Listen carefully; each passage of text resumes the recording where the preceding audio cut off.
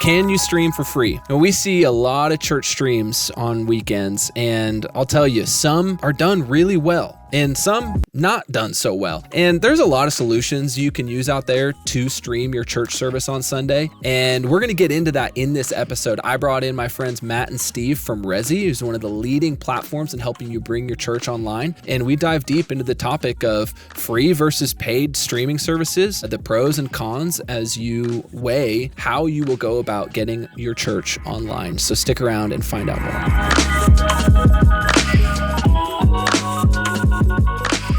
All right, so I got Matt and Steve from Resi. Thank you for being here, guys. You've been here for a couple days filming, going in depth on all things streaming, right? I can't wait to see what comes out of it. But today we are talking about what y'all do at Resi. We're going to get into the importance of how folks are delivering their services to the web and the part that you guys play in that. And also considering the options that are out there. There's so many free options available. You guys don't have a free option, do you? We do not. Okay, great. So we're going to talk about that and all that you guys have got going on at Resi. So first, let's just talk about this. We'll get into some technicalities of encoding and things like that. But if you don't know about some of these things that you're hearing referenced here on this podcast, go check out the MXU library. There's tons of training that you guys have also contributed to this week. But let's just start with the big question. There are so many free solutions out there today that can help churches get their stream to the web. We won't go and name all of them, but there's solutions like OBS. And then there are solutions like you guys, and where people have to pay to get your help in getting their service to the web. And for a lot of churches, not fully aware of even like the part you guys play in that, because they're going, I got a camera. Can I plug this into my computer? How do I get this feed onto a platform such as YouTube, Facebook? And if there's a solution that will help me do that for free, why would I use something like Resi? Yeah, so I think you just answered the question right there. You just asked yourself, so do I go here? Do I go there? Do I use this piece of hardware? Do I use this software? What destination do I go to? How do I get this image to this destination? That's a lot of questions. Yeah. And, a lot of times in our churches, we're not all professionals, right? We're not all masters of every single discipline that we have. We have audio, we have video, we have lighting, but it goes so much more beyond that, right? So we at Resi take a stance of we want to be there to help, right? We're not there just as a paid service. Mm-hmm. We're not there just to give you a solution and then walk away. Yeah. We like to see ourselves as a partner and be able to help you'd be able to answer all of those questions. Now, in saying that, a lot of churches will ask, well, okay, that's great, but is that really worth paying for, right? Yeah. Quite frankly, if they wanted to go free, they could go free. Yeah. I think it's easy to say right there that if you want to go free, you can go free. There's no reason not to, but you need to count the cost of what it's going to be to go free. Because a free solution, we can all pretty much attest to, is never a free solution. There's things that you have to take into account, and there is going to be an associated cost no matter what. Well, and that's I think that is some of the confusion for folks, because they see a solution, especially when it's kind of this, okay, there's software needed, but there's also hardware needed. Mm-hmm. And so even when we look at a solution like OBS, there's still a computer that's needed. And actually, maybe we can get into a second of what would be required to make a rig like that functional versus using Resi. Because again, for folks, they're not even fully sure you have a computer that can do the encoding, or I can buy this other piece of hardware, which is pretty much a computer that will do the encoding, right? Right. Exactly. And so it's like, hey, I think that's for some folks, that can be the hiccup, is like, what am I actually buying here? Am I buying a friend in the diamond business, or am I actually buying like a thing that is actually going to do the job for me? that does it differently than the computer I already have or the computer I want. So that's a great way to put it. So you have a thing and you have a friend. Yeah. Right. Okay. So yeah, we at Resi, we're kind of both, but let's look at the thing first. Yeah. Okay. So you have a computer, Mm-hmm. which costs X amount of dollars, but then you have software, you have some kind of interface to be able to ingest the video into that software. Mm-hmm. And then other things beyond that, right? You're going to have cabling, you're going to have so on and so forth.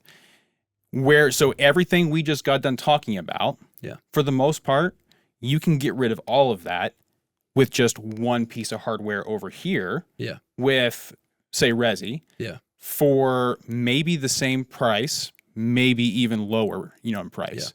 But even if it is the same price or more, like Steve was talking about, you can count costs multiple ways. You can count cost in dollars and cents, which is very important. We all need to be good stewards of the tithes that are brought into the church, right?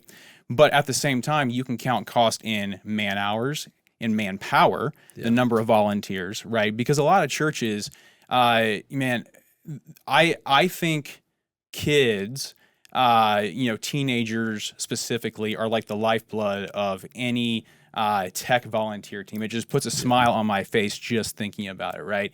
I love them. But we all know the 16-year-old that slept in and gets to service, 30 minutes before service when he, was supposed to get there an hour, early. And he's now playing catch up. And they're going to forget things, and the stream is usually one of those things that gets forgotten. Right. And so having a paid service that allows you and gives you tools to be able to automate things, and that's just one example, right?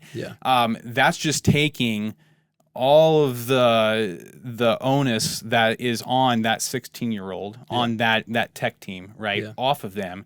And so now it frees them up to be able to focus on the actual production and what they need to do to make that thing happen. Yeah, that makes a lot of sense. So I will ask this question, but give some context for maybe how we navigate this at MXU. A lot of people go, man, why would I subscribe to a tool like MXU when I could just go on YouTube and there's millions of videos for me to go learn how to do audio, video, lighting, worship in the church? And my answer is always, you can go there and I'm sure you can learn some things. And there's a bunch of reasons why that might not be a great idea. But instead of talking about all the reasons why that, frankly, is not a good idea, let me talk about how this platform is actually purpose-built for you. There are people who go to bed every night and wake up every day thinking about you and how they can help your ministry. And they're actually building and designing this tool to train you, and not only you, but set your team up for success. So for you guys at Resi, how... maybe we can get into some of the feature set and to some more specifics to better understand what are the things that makes Resi so clearly the purpose-built platform for the church over just using another tool that really didn't have the church in mind when it was being built. I think that's a great question. I think Resi started as Living as One back in the day. And it was literally a bunch of guys at a church who were trying to figure out how to make live streaming easier. Now, it was started as a multi-site platform. They said there's got to be a cheaper way to do this.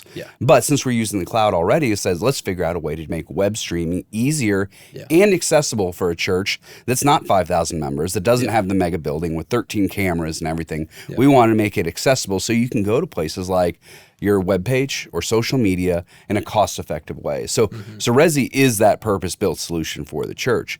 And it is designed in mind to take the mystery out of streaming. When you start digging into a lot of the free resources out there, it can get really overwhelming with all the options there. You peel back the hood of any free resources and you start digging into iframes and bandwidth settings and frame rates and screen palettes, and we can go on and on.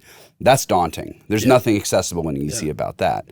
But we also know how important it is and how important we think getting the message of the gospel out week by week for folks is. We all know how important it is for churches to get their message out there, and not just for the in-the-room congregation, not just for on-demand, but for some folks that may be in a nursing home. Some people that physically can't walk through the doors of the church, or maybe they had a bad experience at the church and they won't.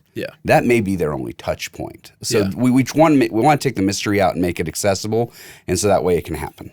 And I think the other thing too is that we have tools that are built specifically for a church, right? Because we started out of a church, and so we understand how a volunteer team works. Yeah. And we understand the tools that not only a volunteer team needs, but also a church leadership team, needs to be able to measure success, right? Because I think, we hear all the time from a lot of pastors that they think streaming is important, but they almost fear it, right? And one of those fears, I think, comes from them not understanding how to measure success. Like, how do I find the metrics that I need to measure success? Well, we have a whole part of the platform that allows a pastor to be able to see how many people's watching, when they're watching, where are they watching from, what device are they watching on, what resolution are they watching from, right? And all of these different metrics go in to be able to understand not only what success is, but who are the people watching, and understand how to reach them where they are. Yeah, that's really interesting.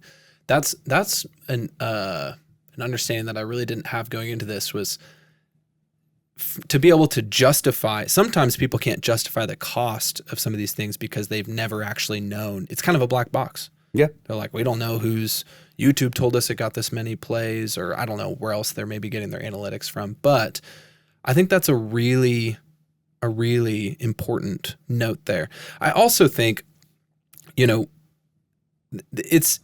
kind of catching up to a new way of understanding, because if we think about it, the importance of what we're doing on Sunday morning in teaching the gospel is a pretty critical mission. And it's actually something that people are counting on the church and have been counting on the church to do for ages, right?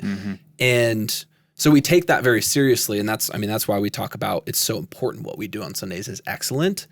And so when we've decided now we want to stream, and that's a whole other conversation we've had and we'll always continue to have around here, is when to stream, why, and all that good stuff. We won't have that today. But when we've decided we want to stream, we have to own up to the complexity of doing that.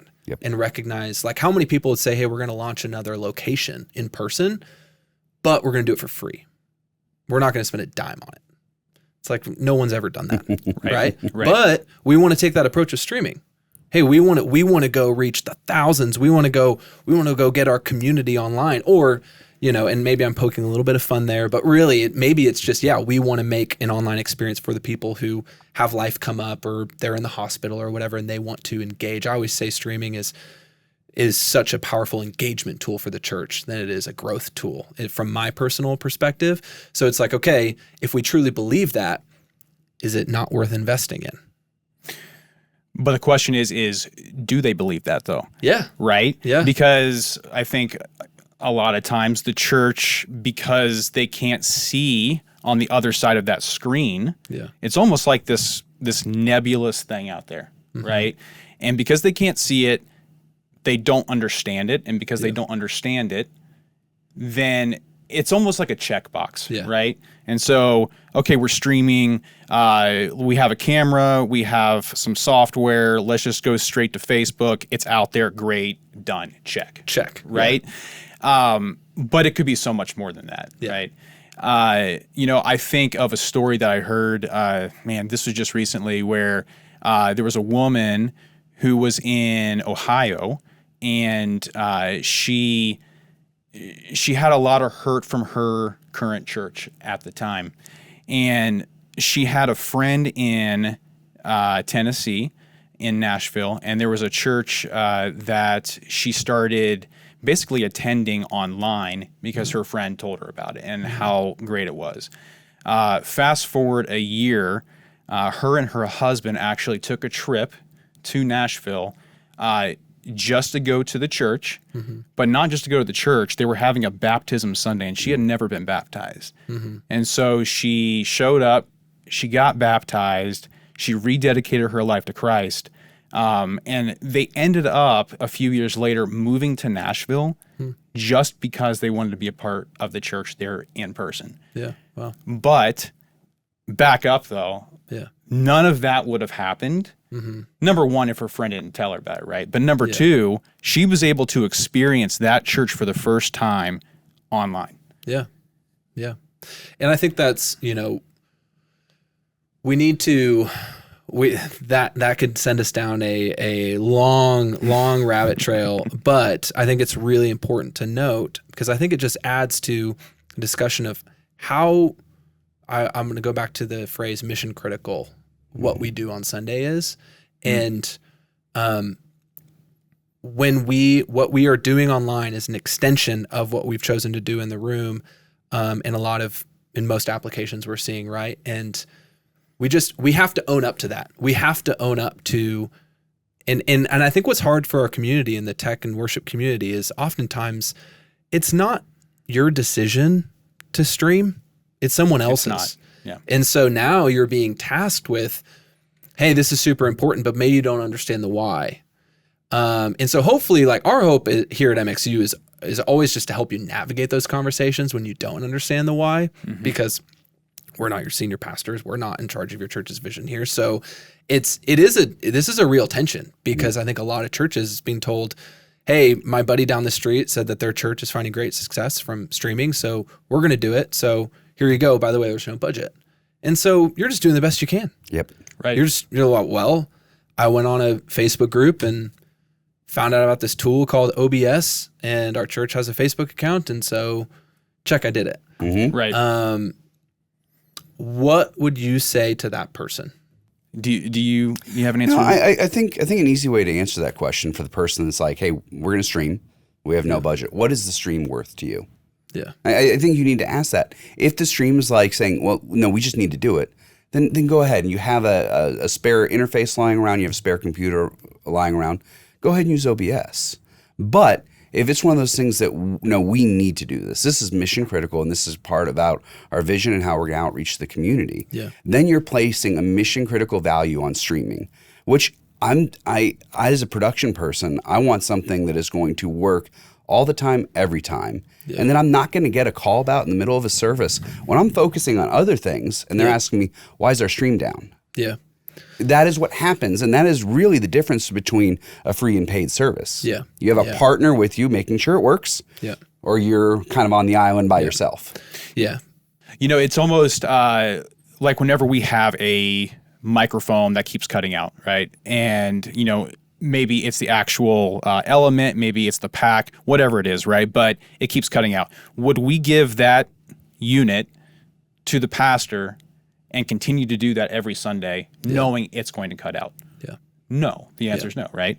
We're either going to get a different element, get a different pack, figure out what's going on, right?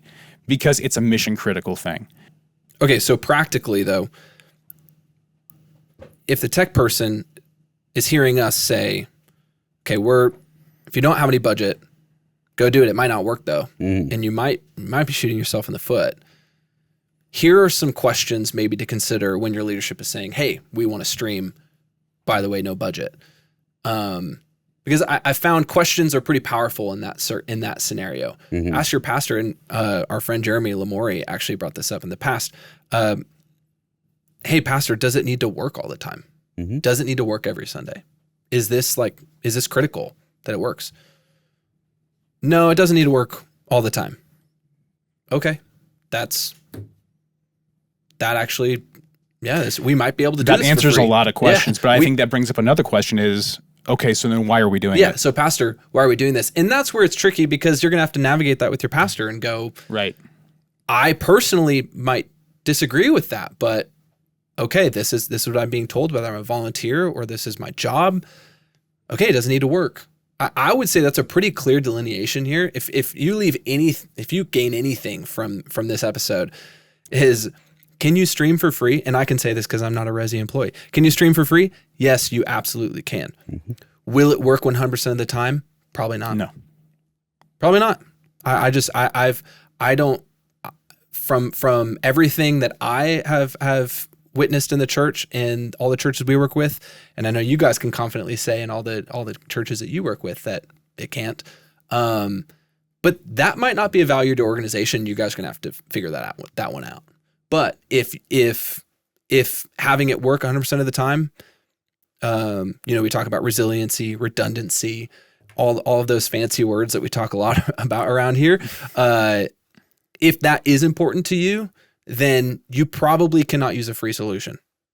That's I would say you cannot use a free solution if that is important to you. And I think that's really what we are trying to clear up here. Because again, you can find a lot of different ways nowadays to get your church service to the web. Mm-hmm. Is that safe to say, guys? Can I say that? Does that make sense? Absolutely. Yeah, you're not saying anything I hadn't said on a Zoom call with a potential client. So I think you're spot on with the assessment. Yeah. So, I like to bring things down to its simplest form. If we're going to do it, let's do it. Mm-hmm. Right? Yeah. And if it's not a big value, then let's not do it. Yeah. And I'm a Resi employee saying that, right? Yeah. Like, if this is not a value to your church, to your leadership, then don't do it. Yeah. Makes a ton of sense.